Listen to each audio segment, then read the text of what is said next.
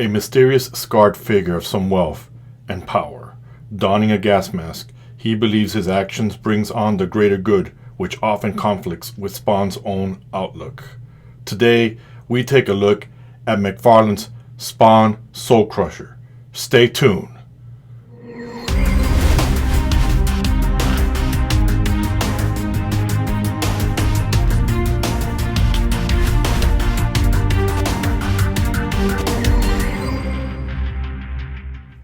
Welcome back to the show, guys. This is a figure that I was waiting for first time I saw him. And again, guys, I'm looking forward to doing these reviews. And before we begin, don't forget to follow me on Instagram so we can talk about these figures. I've been posting some toy photographies there before I upload, which happens to be the thumbnail to the video that you're watching.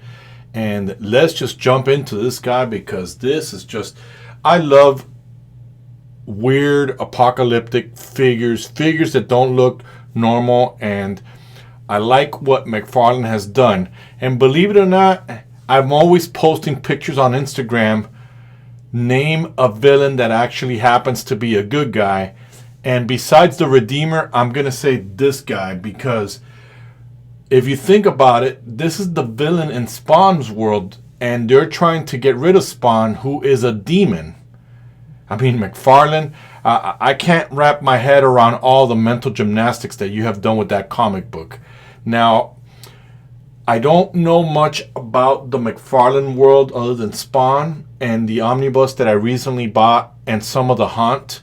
I'm seeing this guy coming out more, and the little that I saw on the internet to get to know who this guy was, there was one comic or something that I saw that on the internet where this guy is fighting Spawn, and Spawn teamed up with Cygor to defeat this guy.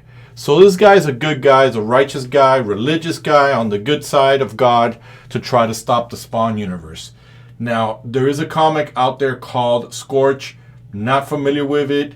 Saw a couple of pictures of it, so if you guys can share with me in the comments or on Instagram, definitely I can get more involved. But let's do a little housekeeping before we begin. As usual, McFarlane, you give us a stand. Greatly appreciated, but not really needed. But in this case, I've already noticed he's a little top heavy, so I managed to get him to fall here and there until I got him before the video. So, thank you. Now, his next accessory is this beautiful weathered pistol. Look at those details.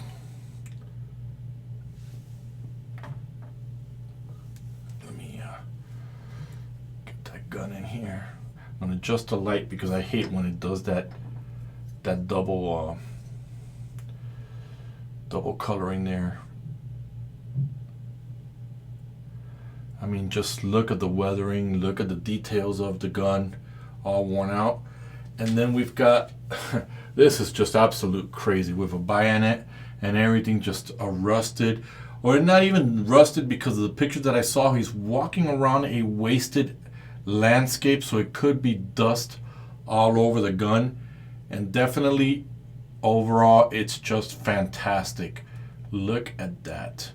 Thank God, man. Some of my action figures need guns, and I have to keep buying Fortnite to get guns. I'm just waiting for my McFarlane accessory pack to come in to give some of my DC action figures some guns. Take that, DC. So let's get that out of the way. Well, not out of the way. We'll put them to the side because we definitely got to arm him up so you guys can take a look. But let's just take a look at this unit here. Look at this guy. I mean, he's got, some folks say he's got that rat catcher look to him. To me, he's kind of giving me that whole new Scarecrow vibe to him, but that's okay. This guy just looks amazing. Look at that. Look at the detailings of the clothes. You know, look at the bandage on his leg, or the dressing, or this thing to hold more magazines here. The laces on the butt and the boots. And the weathering that McFarlane gave that. I mean, guys, when you get these figures and you're looking at them, study them, because they just bring out these details that help you with your customizing. Now, the cape, guys, this thing here is stiff. This is not too pliable, not like the other capes that we have looked at. But there's the back, some kind of a gas tank. He's wearing some kind of body armor on him, more magazine holders. I mean, overall, this figure just looks spectacular. Obviously, I don't think we're going to get any type of head articulation because of that. So we're going to take a look now at all that articulation.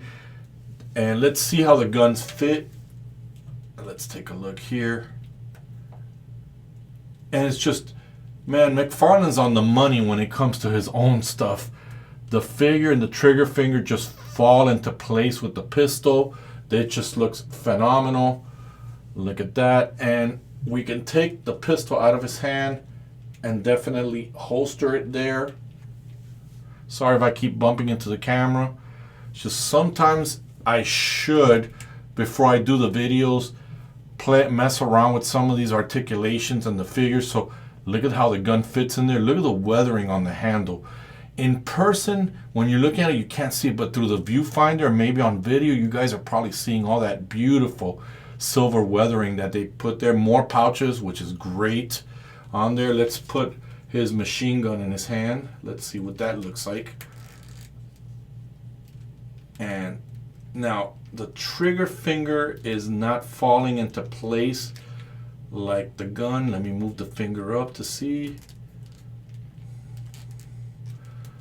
So I'm just gonna bend it back a little bit more, and then once I get the gun into place, there it is. So you definitely, it is pliable hands. The trigger finger does fall, but you do have to move the hands around just to get them to hold the gun. This is what he looks like. This is what he looks like in the new cover that I saw of Scorch. So again, guys, beautiful figure here. And we'll take a look now at his articulation. You already can tell that you're not going to be able to raise this arm high because of that. And we already can tell by this, I can't even move the head. So we'll be articulating this side here. So on this side here, you definitely got that. You definitely get that mobility. Bicep, there is a bicep swivel there. Let me see if I can get it. I'm gonna pull him off camera. I know you guys hate that. I'm waiting for you guys to tell me on video. You know, if you hate it, why do you keep doing it? Well, because I can, because this is Red Pill Studios. And you get that swivel there. You've got a double jointed elbows there. You definitely get that.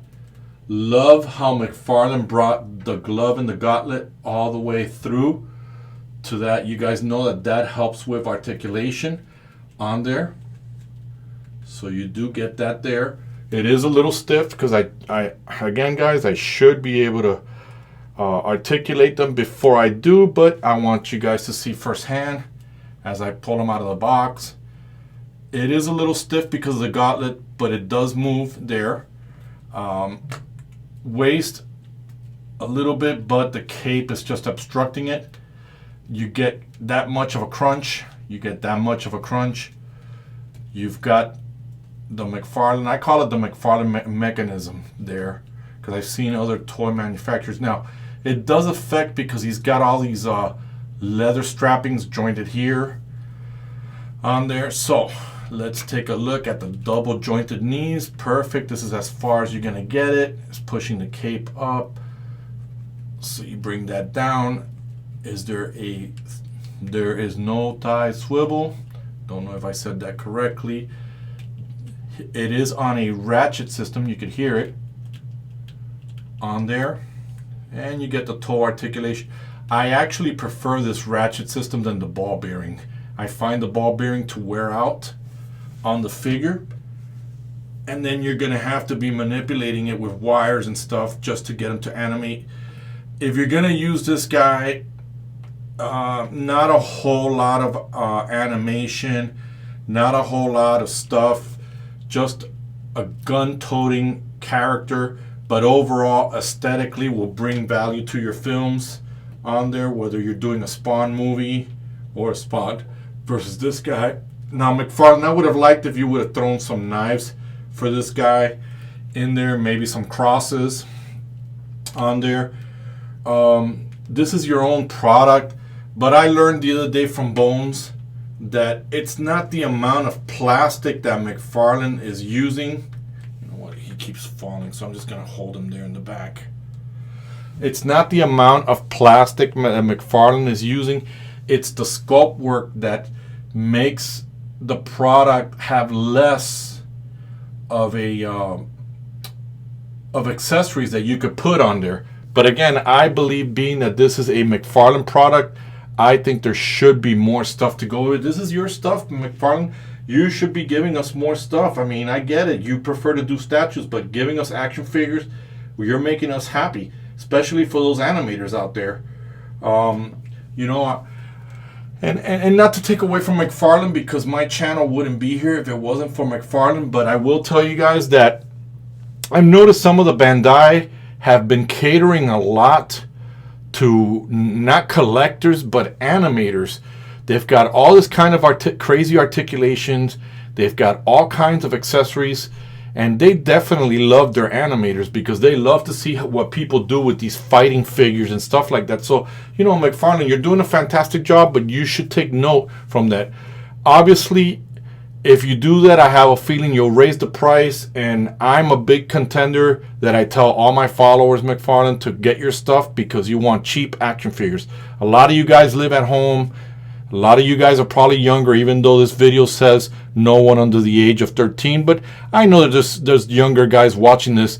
You live at home. You're not making that money like some of the adult collectors to get these action figures. You depend on your parents. So I get it. I get it. I encourage you to try to get the cheapest that you can, but try to get the real deal, not the counterfeit stuff. Don't get me wrong. Some of those counterfeits look real good, and unless you tell somebody that it's a bootleg figure, they'll never know. So again, guys, share with me in the comments. Like some of my new guys that have been following me, share some comments. Tell me what you think. Is this something that you like?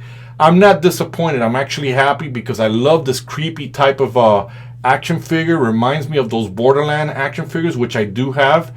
I did collect a lot of the Borderlands because I hate in the Dark Knight Returns the way the mutants look. And I think that in my world, the mutants would look like those cycles, I think they're called, in there. I think that's the way that in the future they would look, kind of like almost a Road Warrior type of look. I don't know much about Borderlands, so again, share that also with me. So again, tell me, guys, if this is something you're going to get. And guys, I hope you liked the video, and if you did, hit the like button, hit the notification. And one more thing, guys, make sure you hit the subscribe button. It helps me out. I'll leave a link to this figure below. It is an affiliate link which will help the channel. So again, guys, share with me your thoughts. Share with me your feelings. Tell me what you think about this guy. I have no further review for Soul Crusher. This is McFarlane Soul Crusher. This is Red, and I am out.